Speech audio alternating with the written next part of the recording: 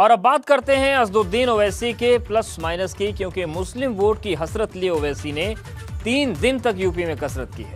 अयोध्या, सुल्तानपुर और बाराबंकी की 16 विधानसभा सीटों पर वंचित शोषित सम्मेलन के जरिए मुस्लिमों को एकजुट करने की कोशिश की, लेकिन इनकी ये कोशिश कितनी रंग लाती है, क्योंकि बिहार में 5 सीट जीतकर करिश्मा करने वाले ओवैसी पश्चिम बंगाल में बुरी तरह से फेल रहे थे। अब सवाल इस बात का है कि क्या ओवैसी का मिशन यूपी पूरा होगा?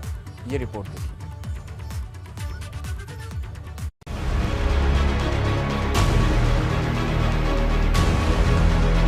ओवैसी का प्लस माइनस,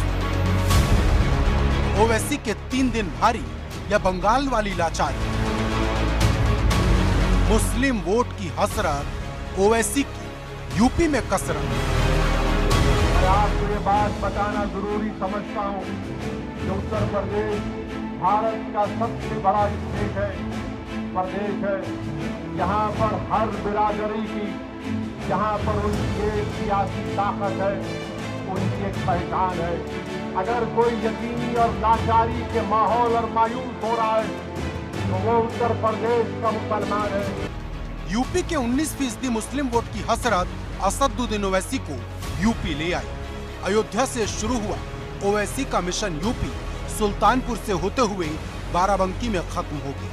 लेकिन इन 3 जिलों की 16 विधानसभा सीटों पर पड़ी ओवैसी की नजर बताती है कि जिन 100 सीटों का खाका ओवैसी ने खींचा है, उसकी कर्क रेखा यहीं से होकर गुजरती है।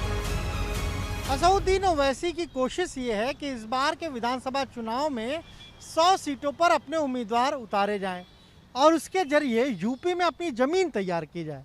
इसीलिए असदुद्दीन ओवैसी ने 3 दिनों का उत्तर प्रदेश का दौरा किया और शोषित वंचित समाज सम्मेलन किया।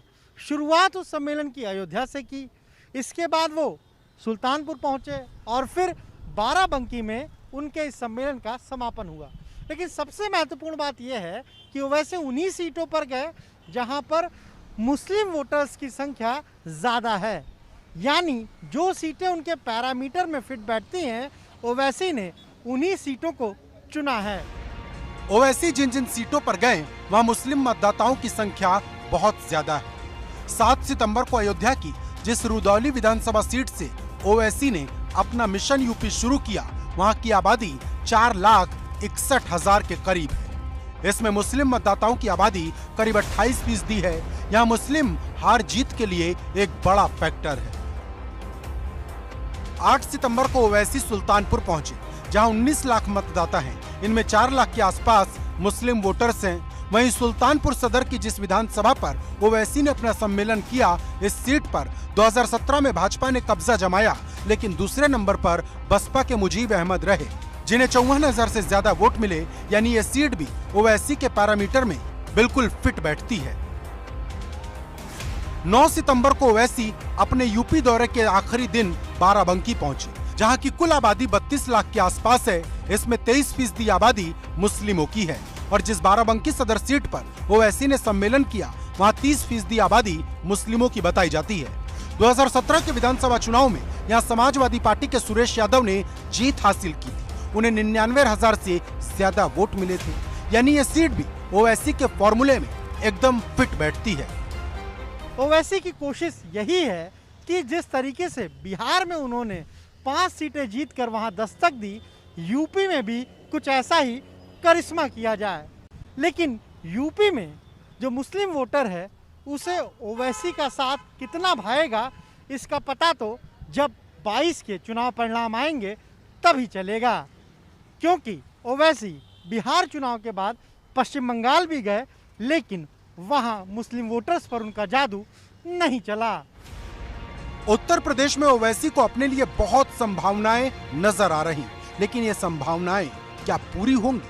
उससे पहले आप उन राज्यों की तस्वीर को समझ लीजिए जहां ओवैसी सबसे पहले अपनी किस्मत आजमाने पहुंचे थे। ओवैसी ने सबसे पहले बिहार में चुनाव लड़ा, जहां 17% आबादी मुस्लिमों की थी। लेकिन ओवैसी ने सिर्फ 20 सीटों पर अपने उम्मीदवार उतारे और उस सीमांचल को चुना जहां मुस्लिम आबादी 17% से कहीं ज्यादा थी। ओवैसी को यहां 5 सीट मिली और साथ में 1.24% वोट, और ये तब मुमकिन हुआ जब उन्होंने गठबंधन के सहारे चुनाव लड़ा। बिहार में मिली सफलता के बाद ओवैसी अपनी किस्मत आजमाने पश्चिम बंगाल पहुंचे, जहां 27% मुस्लिम वोट थे, लेकिन सिर्फ उन 7 सीटों पर चुनाव लड़ा जहां मुस्लिमों की आबादी 40 से 60% के बीच थी। लेकिन ओवैसी का जादू ममता की गोलबंदी के आगे फेल हो गया। मुस्लिमों के हितैषी होने का दावा करने वाले ओवैसी को मुसलमानों ने वोट ही नहीं दिया और बिहार में खुद को हीरो समझने वाले ओवैसी फेल हो गए। बंगाल में उन्हें सिर्फ 0.01% वोट ही मिले। ऐसे में सबसे बड़ा सवाल यह है कि क्या ओवैसी यूपी में बिहार जैसा कोई कमाल कर पाएंगे या फिर बंगाल की तरह फेल हो जाएंगे, और क्या यूपी का मुसलमान उन्हें वोट देगा?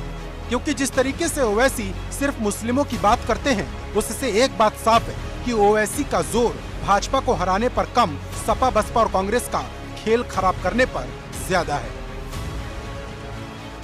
बाराबंकी से अनुभव शुक्ला के साथ ब्यूरो रिपोर्ट, ABP गंगा।